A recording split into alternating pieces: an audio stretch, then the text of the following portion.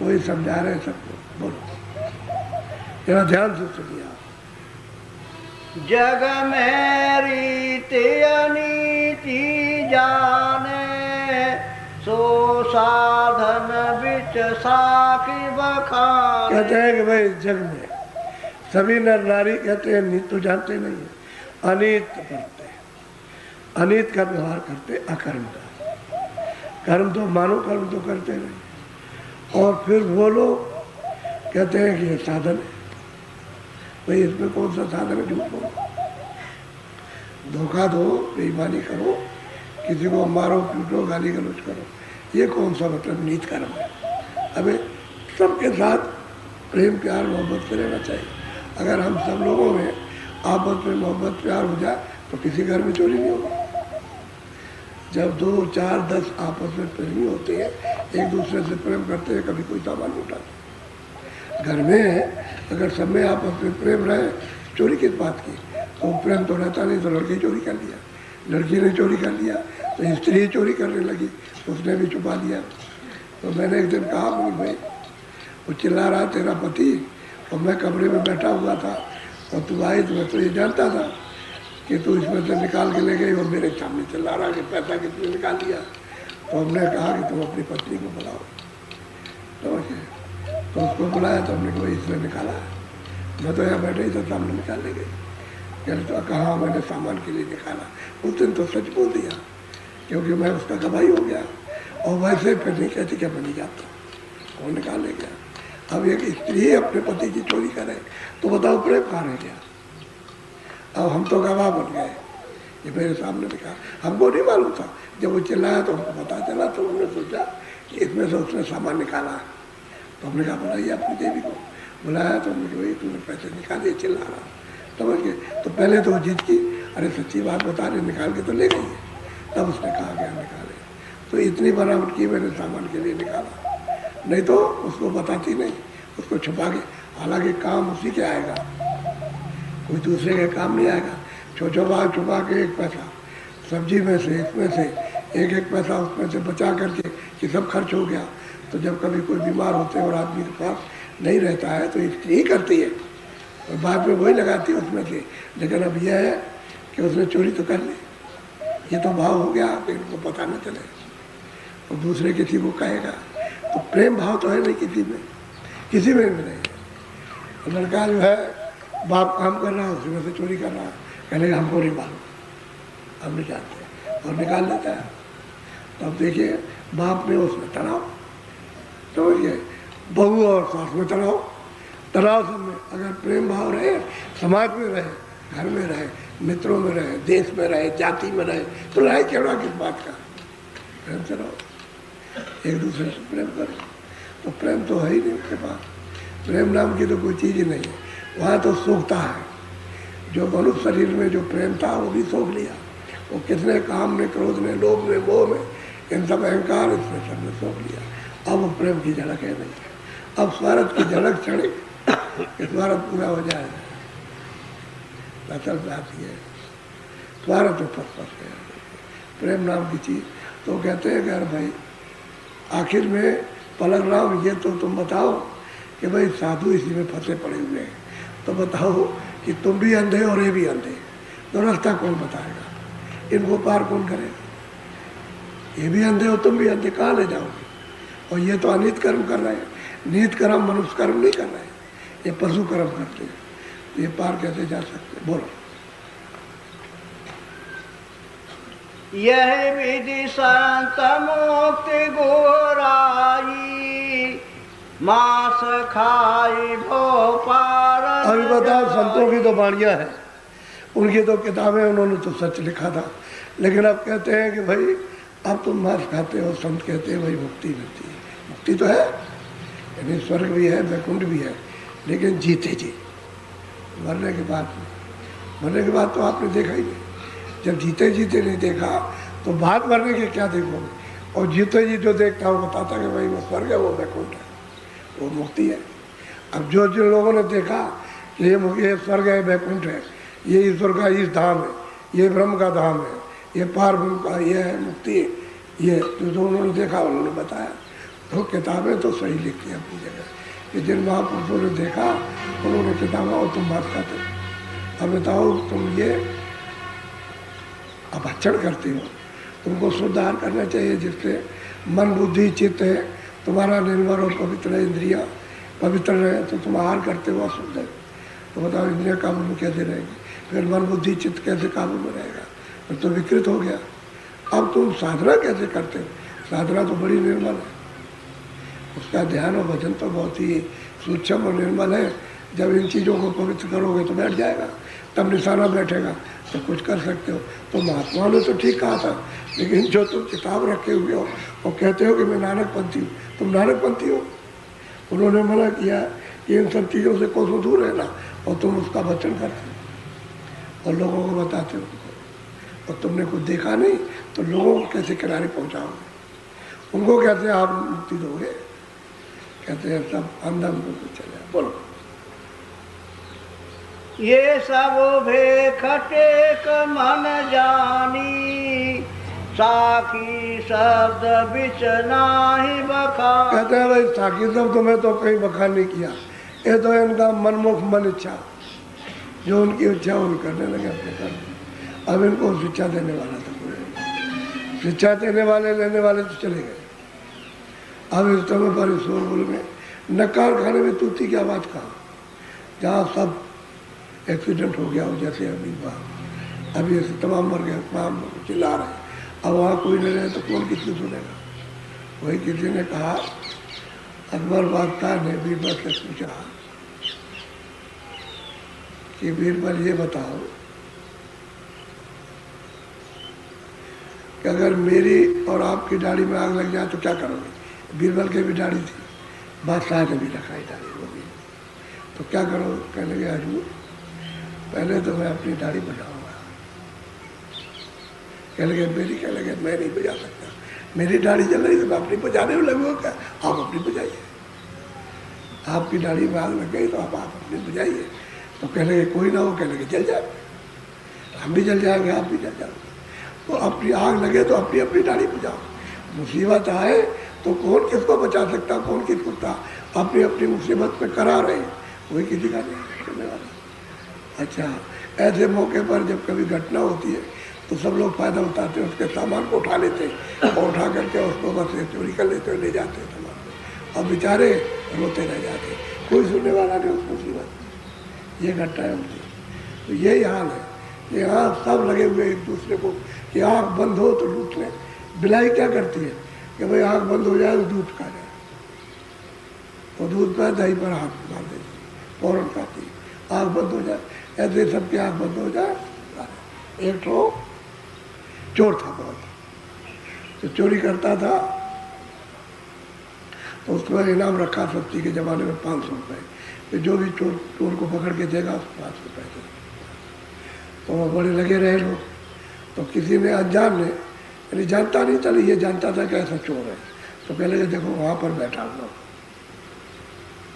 तो उसको घेर करके पकड़ लिया कि तुम्हारा ये नाम है, तुम ये करेगा।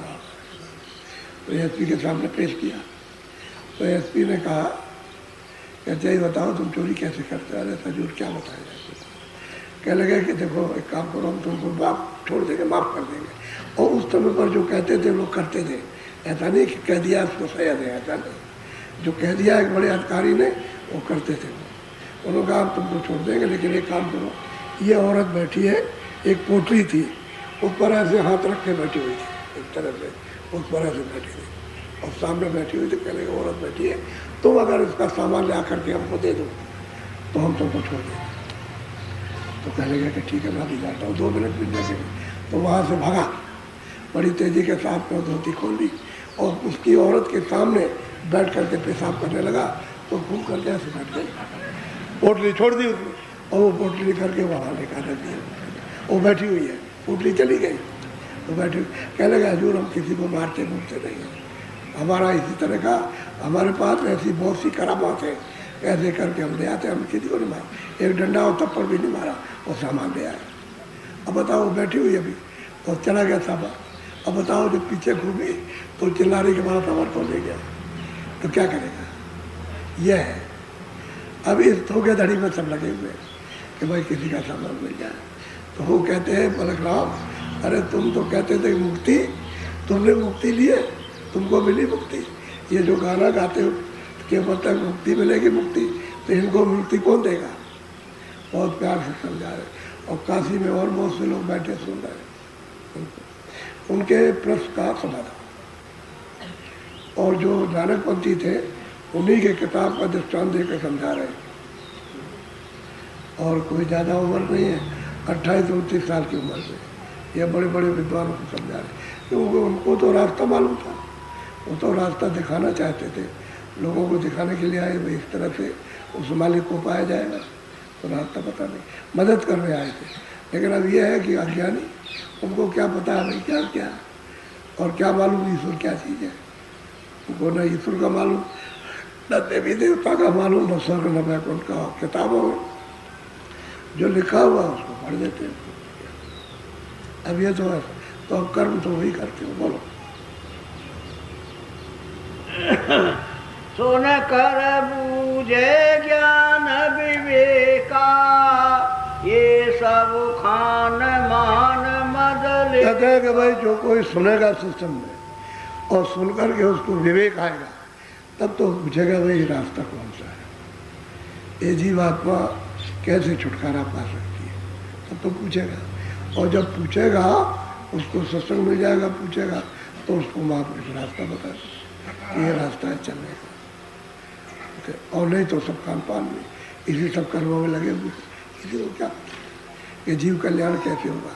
अब इधर तो ये कर रहे हैं, इधर से बस गए सीधे नरक को, सीधे एकदम नरक में चले गए। अब वहाँ से कौन रहेगा?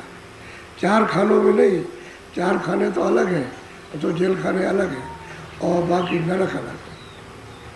तो 1-2 नाम के नरक नहीं है, अलग अलग भिन्न भिन्न नाम के नरक। उनमें सजा सुना दी जाती है, वो धर्मराज सुना देता है और वह उसके बाद पकड़ ले जाते हैं।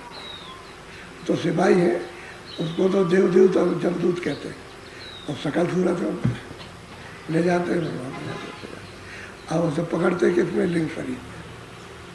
ये आपका शरीर नहीं रहता, लिंग शरीर में ले जाएंगे तो लिंग शरीर से पकड़ते हैं लिंग और वहाँ ले जाके सजा देते। तो ये आप जीवात्माएँ हाय हाय करके चिल्लाती हैं। अब वहाँ तो कोई सुनने वाला, क्योंकि आपका लिंग शरीर हो और वहाँ जाओ तब तो देख सको, और ये शरीर तो वहाँ जाता नहीं। इस शरीर में लिंग शरीर को बोलो। अपनी देखी करो न भाई, नहीं कोई आगे साखी लखाई। कहते हैं भाई आगे तुम अगर अपनी तुमने देखा है तो बात करो, तुमने नहीं देखा है तो तुम्हारा क्या प्रमाण रहेगा? जिन्होंने देखा उन्होंने कहा तो प्रमाण है। अब तुम उसको पढ़ते हो, तुम कुछ देखते नहीं हो, तो आगे क्या प्रमाण दोगे? तुम्हारा कौन क्या प्रमाण देगा? और कहते हो मुक्ति मुक्ति मुक्ति मिलती है।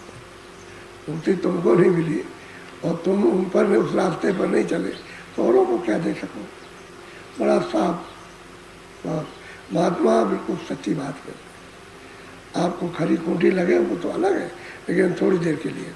वो डॉक्टर है ना, जब देखता है कि बहुत बुखार हो गया, बहुत ख़राब है, हालत बहुत ख़राब है, तो कड़वी दवा देता है। दवा तो कड़वी नहीं है और रोग के कारण से कड़वी लगती है, तो कहता है कि नहीं खाई जाती है, ये दवा अच्छी नहीं लगती है। अरे खा लो तो किसी तरह पानी पी ले और घोट जा अंदर, तो फ़ायदा करेगी। तो बड़ी मुश्किल से, लेकिन डॉक्टर को बहुत बुरा भला कहता है कि ये डॉक्टर अच्छा नहीं, तो क्या चीनी पिला दी जाए? तो रोग के कारण कड़वी दवा है। अब वही बात है, महात्माओं के वचन जो है उसके रोग के कारण उनको खराब लगते हैं, और रोग चला जाए तो वो वचन मीठे, सबसे मीठे उनके वचन है, उससे मीठा कोई वचन नहीं। लेकिन अब क्या किया जाए? तो ठीक यही हालत है कि भाई अपनी देखी बात करो, तुमने उसमें क्या पाया? नानकपंथी हुए, क्या तुमको मिला? किसने तुमको दे दिया? तुम्हारा गुरु कौन सा, उसने क्या दिया?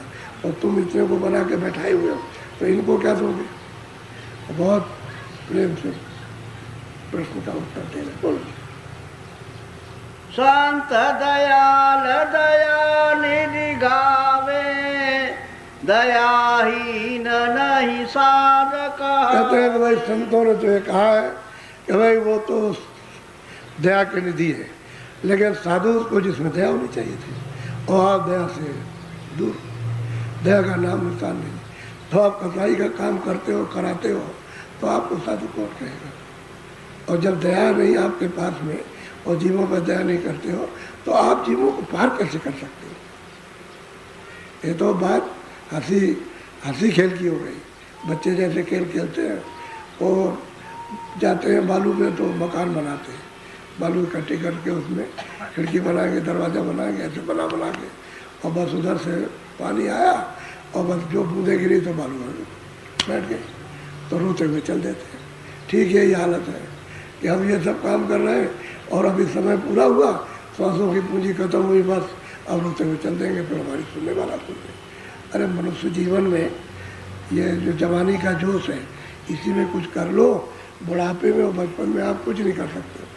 बचपन में यूँ चला गया तो बच्चापन यूँ ही गया, और फिर डांट फटकार पढ़ने लिखने में या न पढ़ने लिखने में उसमें पड़ी, और जब जवानी आई तो फिर एक ढोला दादी का ढोला कहते हैं। गाय जो होती है वो जंगल में दूसरों के खेत में भाग के गिरती है और चढ़ती है, खेत खा जाती है, तो उसको क्या करता है वाला, तो उसमें एक लकड़ी बांध देता गले में लंबी, और पैर में खट खट खट कर लगती है, तो उसकी वजह से भाग के जाती नहीं। फिर वो डंडा पटकेगा, जब उधर मुँह करेगी तो डंडा पटकेगा, तो समझेगा कि मैं भाग नहीं सकती हूँ और अभी आएगा तो मुझको मारेगा, तो उधर नहीं जाती। तो ऐसे है कि जितने बदमाश होते हैं जवानी के उसमें, तो डोला डाल दिया जाता है, शादी कर दी जाती है, ले डोला, अब सामने डट के मुकालबा होता है सामने, अब भाग नहीं सकता, अब रोता हो चिल्लाता है, तो धन का सुमरन धट की जपनी, समझ गए? धन मिला तो मतलब है कि उसको कुछ आनंद आया, और अन्न मिलते का पड़ा दुख का बंदा। अब धन नहीं मिला तो भागता फिरता, और उसको रोज कटूटते, यहाँ घर में बैठे क्या करोगे, क्या करते हो घर में बैठ के, कुछ कमा के ले आओ, जो हमारा भी खर्चा है चले तुम्हारा। अब बेचारा देर पतेर बाहर घूमता है, कहीं नौकरी ढूंढता फिरता, कहीं नहीं मिलती, फिर धक्के खाता करके फिर उसको वो ढुला लग गया, पड़ा हुआ, अब भाग नहीं सकता, और जा रहा फिर आ रहा, फिर जा रहा, रो रहा, चिल्ला रहा, कोई सुनने वाला। दशा तो ये हो रही है। कोई कहता है कमाने अमेरिका जाएंगे, बाल बच्चे यहाँ अमेरिका चले, कोई कुछ कहता है, कोई कहता है अरब देश में जाएंगे पैसे कमाने। अब किस लिए? कि धन का सुमरन धन की जपटी, बस इसमें लगे, और धन न मिला तो बस वहाँ भी दुख है, यहाँ भी दुख, इसमें पड़े हुए, तो खान पान में सब फंस गए इसमें, अपने जीव फिक्र में, जीव चिंता में कोई नहीं, तो खान पान में। बोलो, जीव मार जो करे बेहाला, बाको वोई भया जमकाला। कहते भाई जीवों को मार करके, पशु पंछियों को मार करके, आदमी किसी को मार, कहते हैं उनको बेहाल कर देते हैं, काल उन्हीं के लिए। भाई तो कर्मों की सख्त सजा है, सख्त कठोर दंड है कर्मों का, तो कहते हैं वो उसके लिए काल बन गया। अच्छा आप सत्कर्म करो तो फिर काल नहीं बनेगा, सत्कर्म का आपको फल मिल जाएगा। सत्कर्म का कुछ ऐसे कर्म होते हैं जो उसका फल पशु योनि में मिलता है, योनि तो पशु मिल गई, लेकिन यह है कि तुमको आराम से, यानी कोई मेहनत नहीं करनी, आराम से खाना मिलता रहेगा, चारा पानी जो कुछ भी होगा, दाना होगा, मिलता रहेगा। अब वो सत्कर्म वहाँ भी उनके लिए फायदेमंद। एक बैठ के खाता है, चार पाँच कुत्ते हैं ना, कुर्सी में बैठे रहते हैं, तो बैठे घर में बैठे रहते हैं, अच्छे अच्छे महलों में रहते हैं, वहाँ एक बेचारे गरीब को नसीब नहीं महल देखना, रहने की बात तो अलग है, उसको नसीब ही नहीं रहता है, क्योंकि उस पर बैठे, और कुत्तों को आराम रहता है, खाने पीने के लिए सब। तो अब यह है कि योनि तो कुत्ते की है, लेकिन भोग उनका जो पुण्य था उसको दे दिया। ऐसे योनियों में, सब योनियों में ऐसे ही है कि उसको दे देते, लेकिन जो हिंसा करते हैं उनको सीधा पकड़ के नरकों में ले जाते हैं। बोलो, ये जीवहान करे जो कोई, जिन ये की न नरक गए सो। कहते हैं भाई उन्होंने न स्वर्ग देखा न नरक देखा, और जीवों की हानि करते हैं। सही बात तो यह है कि जिस शरीर को उसने बनाया उसको आपको मिटने का अधिकार नहीं है, उसकी बनाई हुई चीज आप मिटे, आपने अपने बनाई उसको बिगाड़ दो, लेकिन जिसको बना नहीं सकते उसका आपका अधिकार नहीं है। अनाथकार चेष्टा करते हो कि चलो हम मतलब ये है कि इसको बिगाड़ दें, तो आखिर में तो तुम्हारी दशा क्या होगी, तुम किस तरह से बिगाड़े जाओगे। ये तो बेचारा इन्होंने तो देखा न नरक देखा न स्वर्ग देखा, ना इन्होंने मुक्ति देखी है और बात करते हैं नर स्वर्ग की, और जो ऐसी हिंसा करते हैं उनसे भी कहते हैं तुम मुक्ति में चले जाओगे, तुमको स्वर्ग मिल जाए। वहाँ स्वर्ग की हवा भी नहीं है, और जम पकड़ के ले गया और पहुँचा दिया जाकर। और वहाँ त्रास देते हैं, बात बात की त्रास। वो तो मैं सत्संग के दौरान में आपको समझाऊंगा, वैसे तो मैं आपको यूँ ही समझा दूंगा, लेकिन अगर प्रमाण चाहोगे तो प्रमाण देकर समझा देंगे। ये देख लीजिए, बोलो। या मैं कोई लाख बुझवावे, नरक बास आशा कहता है इसमें कोई भी कुछ कहे कि भाई ये हो जाएगा, वो कुछ नहीं, तो सीधा नरक का लाख कहे, क्योंकि किसी को पता तो है नहीं कि किधर से बचाव होगा। अरे उसका बचाव भी तो करना चाहिए था, तो सीधा जाता कोई, किसी का कहने सुनने की बात हो कुछ नहीं। वह तो कर्मों का लेखा जोखा है, हिसाब है, तुमने कितनों की हिंसा दी, कितनों को धोखा दिया, कितनों को ये किया, झूठ कितना बोले, तुमने जीवों को कैसे कैसे सताया और कैसे कैसे रुलाया, वो तो वहाँ वो सब हिसाब किताब सब पूरा नक्शा आपका बिल्कुल पूरी फाइल एकदम, जितना जीवन आपका है। और जब से कर्म लगे 5 वर्ष की अवस्था से कर्म करना शुरू करो, पहले नहीं लगेगा कुछ भी, पहले कोई कर्म नहीं लगेगा, बस 5 वर्ष की अवस्था से बस कर्म लगना शुरू था। वो पूरा नक्शा है, जैसे जाओगे नक्शा सामने रखा, आपसे पूछा जाएगा देखो ये तुमने मृतलोक में ये किया, तो बताओ फिर आप क्या जवाब दोगे। अब वहाँ तो झूठ चले गए थे, एक वकील थे वकालत करते थे, तो उनको जमराज पकड़ के ले गए। जब हिसाब करने लगे तो उन्होंने पूछा भाई तुमने तो मृतलोक में कोई पुण्य नहीं किया। कहने लगे हमने पुण्य नहीं किया तो हमको सोच तो लेने दीजिए। तो सोचते रहे, तो उन्होंने कहा हमने उस लड़की का करना जान का वो कहाँ लिखा हुआ है। कहने लगे वो तो नहीं लिखा, हालांकि वो लिखने वाली चीज़ नहीं है, वो तो कोई पुण्य नहीं हुआ, वो तो उसका कर्तव्य काम करता, उसका अपना बच्चा है, उसका काम कर रहा। कहने लगे ऐसे तो आपने हमारे बहुत से नहीं लिखे होंगे जो हमने पुण्य किए होंगे, बहुत नहीं लिखा होगा। जब आपने वो पुण्य हमारा नहीं लिखा तो असल में तो उनको गौदान या मतलब यह है कि बच्ची दान देते हो तो आपका है, वो मतलब है नहीं, वो तो कर्म है आपका, तो जिसके साथ बंधे हुए उसका कर्म, वो तो लेखा जोखा में कुछ है नहीं, वो तो लेना ही देना है। लड़की इसीलिए पैदा हुई है कि लेगी आपसे, उसका कर्जा वो दे रहे हो, उसमें कोई पुण्य नहीं है। तो कहने का यह है कि वहाँ बुद्धि काम नहीं करती कि भाई हमारा जो है आपने लिखा नहीं, वहाँ तो जो है तुमने ये किया ये तो, और फौरन सजा सुनाई हो देर क्या लगती है, वहाँ फाइल तैयार रहती है। हाँ बोलो।